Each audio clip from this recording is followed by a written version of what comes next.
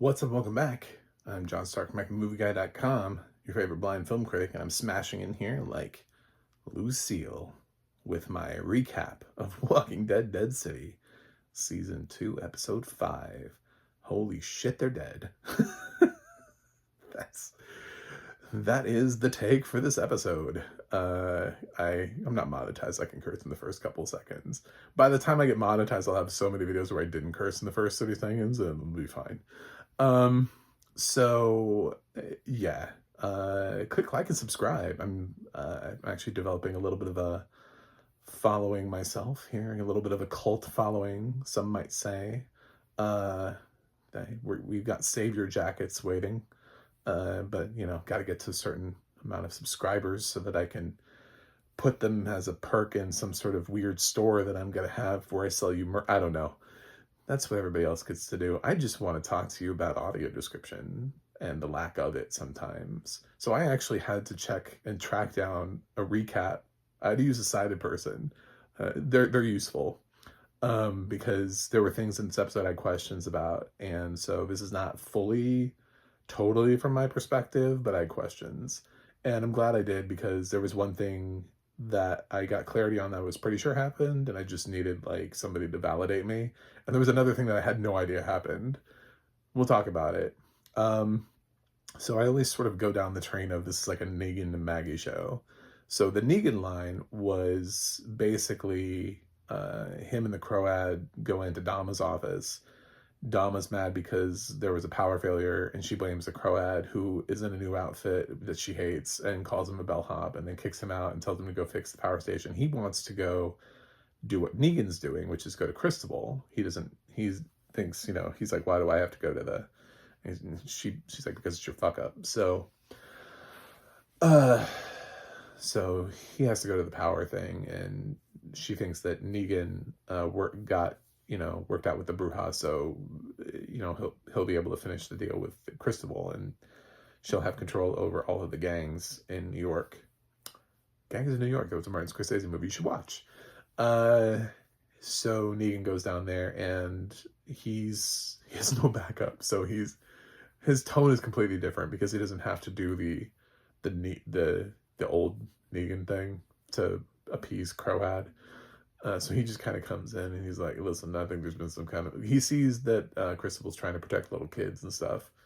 So he comes at it from a different path. And he's having like this really nice heart-to-heart with Christabel when the Croat comes in, and he's like, I blame you for the power station going out. I found this knife, blah, blah, blah. And he kills Christabel, and I guess all of the men in Christabel's thing, because Negan's upset, and when the Croat gets back in the car with Negan,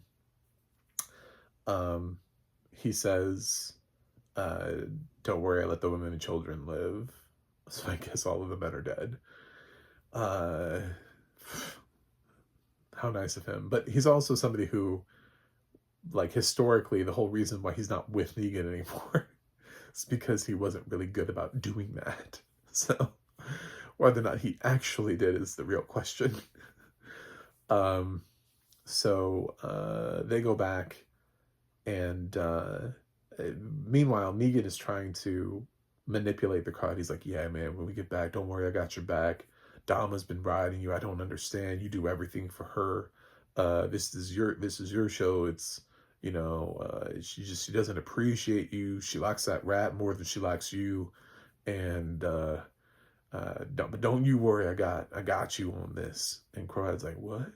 I don't, and he gets the Croat. He's gaslighting the Croat. It's great. So the Croat goes in, and he's ready to like argue with Dama, who doesn't want to talk to him. So finally, when they do, they get into a little bit of a fight, which I guess also I learned Negan had killed Dama's rat, but I don't think that that's ever really brought up in a substantial way, except for it might have angered Dama more, thinking that the Croat killed the rat, because he makes a reference to the to not even what Negan said about the rat, how at least the rat at the end gets a piece of like rotten fruit or something like that. And Croat sort of echoes what Negan said to him without Dama knowing. Doesn't really matter because she's about to die. So, in death number 2 in this recap is Dama, because some shit falls on her and there's a fire and she can't get out, and Croat doesn't help her, and so Dama dies. And even it's like the first thing that they say for the preview for next week of Walking Dead is Negan's like, Dama's gone. So, R.I.P. Dama.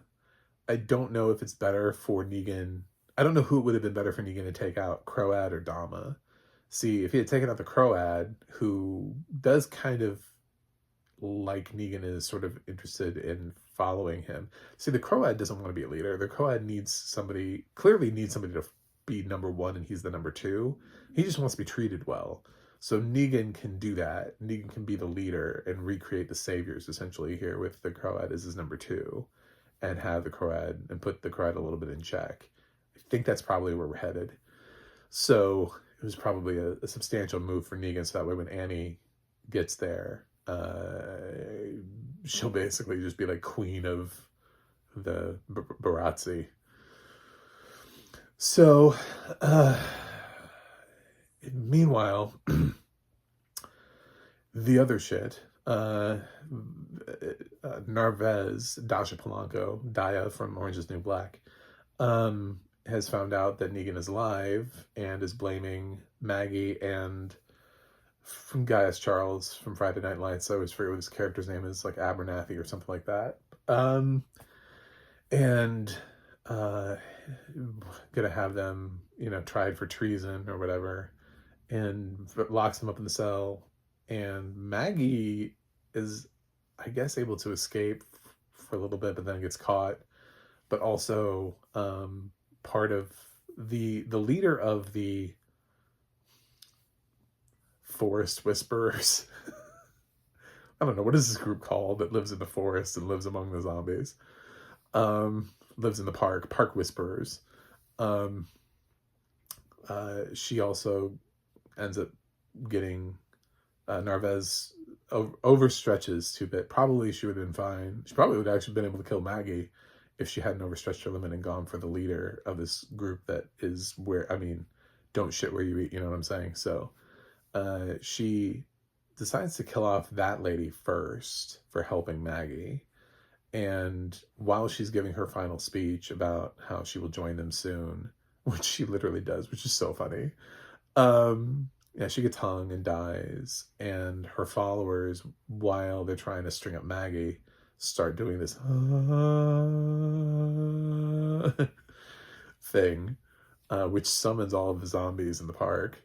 And they come in and attack Narvez and the troops, and it becomes sort of a little bit of a bloodbath.